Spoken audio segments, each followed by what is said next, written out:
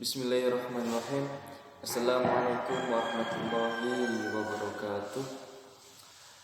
Alhamdulillahirrabbilalamin. Allahumma salli ala sayyidina Muhammad wa ala ali sayyidina Muhammad.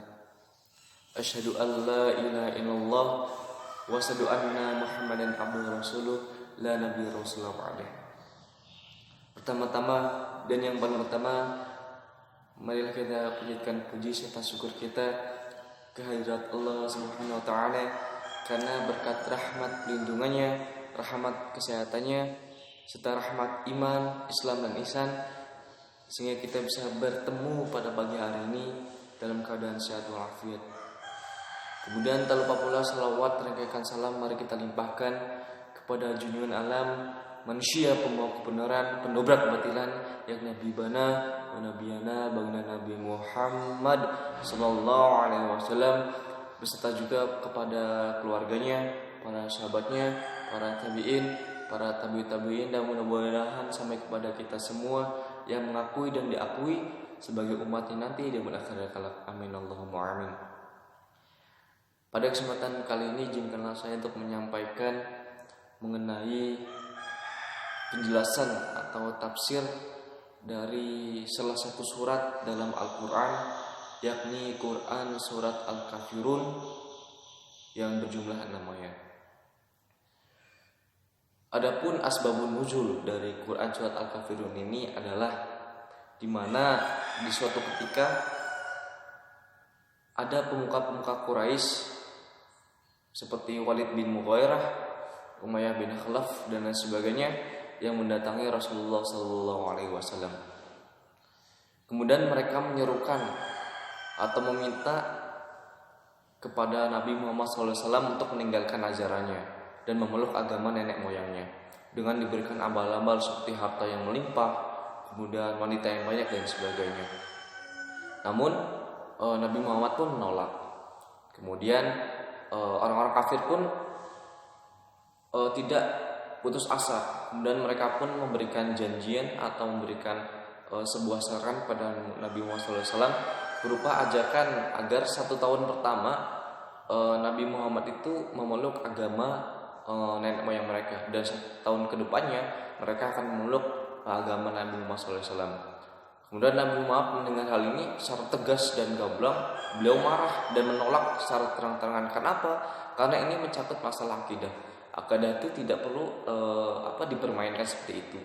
Kemudian sebelum penolakan itu awalnya Nabi Muhammad itu merasa ragu untuk apa yang akan dilakukan oleh Nabi Muhammad SAW. Kemudian karena ada adegan seperti itu, maka turunlah ayat dari Allah SWT berupa Quran surat Al-Kafirun ini untuk memberikan penegasan apabila beragama maka harus tegas. Diakhiri dengan lakum dinukum waliyadin. Itu mengenai asbabun nuzul dari Quran surat Al-Kafirun.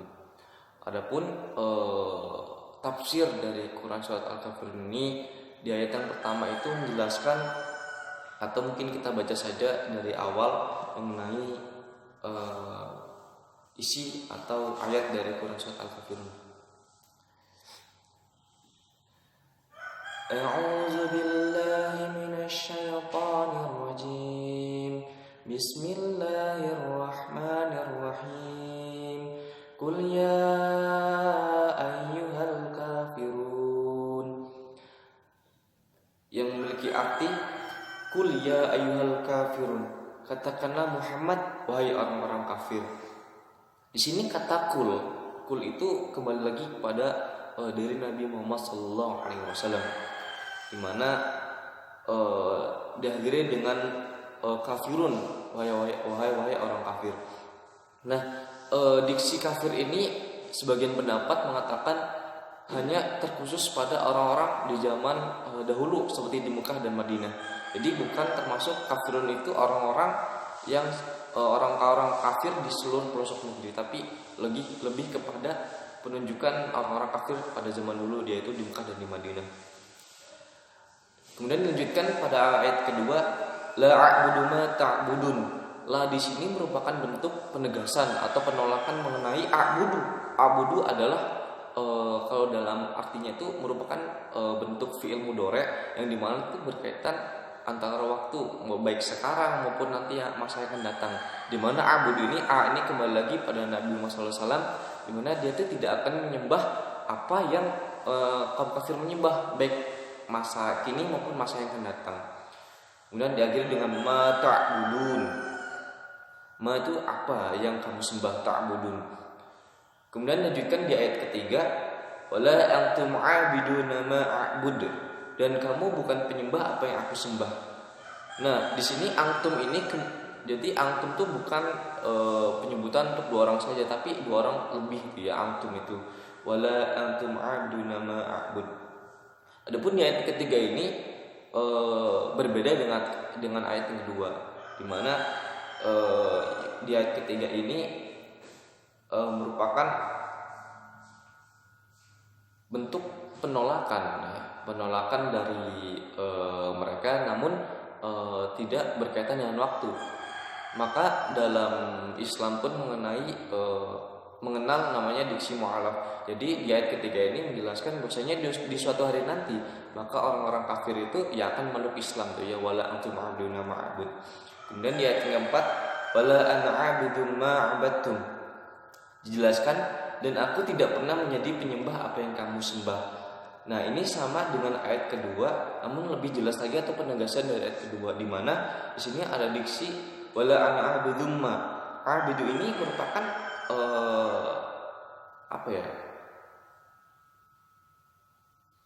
memiliki arti sama dengan ayat kedua, yaitu ya, di mana berkaitan dengan masa atau waktu baik sekarang ataupun nanti. Wala ana situ aku itu Nabi Muhammad SAW tidak akan menyembah apa yang mereka sembah. Kenapa? Karena ya memang di ayat yang keempat ini sama dengan kedua, namun merupakan bentuk penegasan ya. Dan di ayat kelima diulangi lagi sama dengan ayat ketiga, wala antum a'biduna ma'bud. Jika dilihat dari tulisan Arabnya itu sama saja, namun ada sebagian pendapat di antara kedua ini di ayat ketiga dan kelima ini ada perbedaannya, yaitu di mana di lafaz yang ma itu ma'bud, di mana jika yang ayat ketiga itu lebih berkaitan pada keyakinan, sedangkan yang ayat yang kelima ini berkaitan dengan peribadatan ya, baik peribadatan semacam secara fisik, sholat dan sebagainya. Kemudian diakhiri dengan lakum dinukum waliyadin, untukmu agamamu dan untukku agamaku. Dan di sini lakum dinukum ini berarti bentuk penegasan di mana apabila kamu berkeyakinan Islam, ya kamu harus berkeyakinan Islam secara optimal. Jika kamu berkeyakinan non-Islam, kafir seperti Kristen atau Hindu, Buddha, ya kamu berkaitan yang sesuai dengan keyakinan kamu.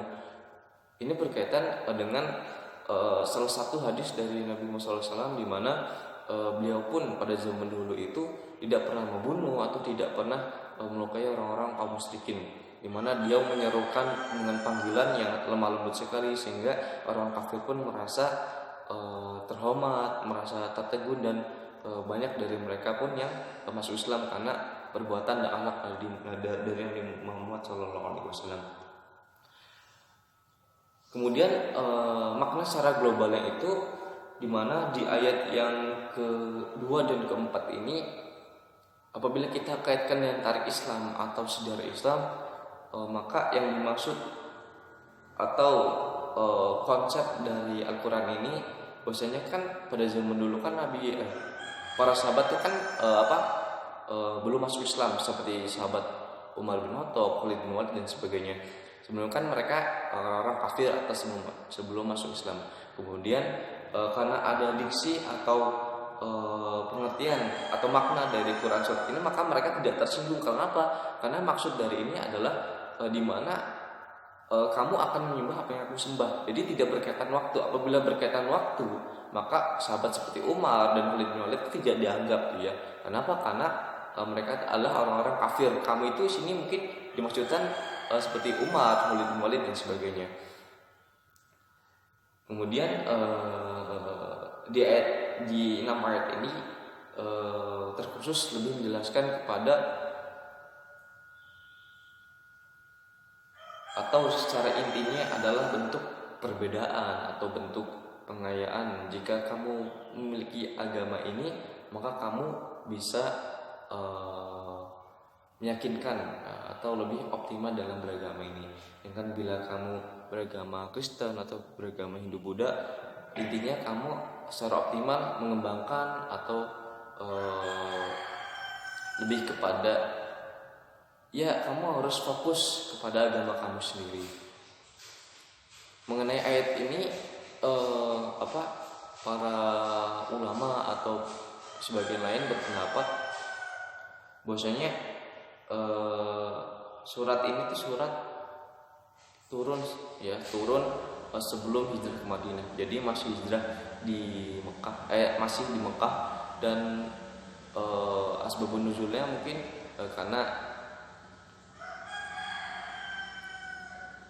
karena emang ada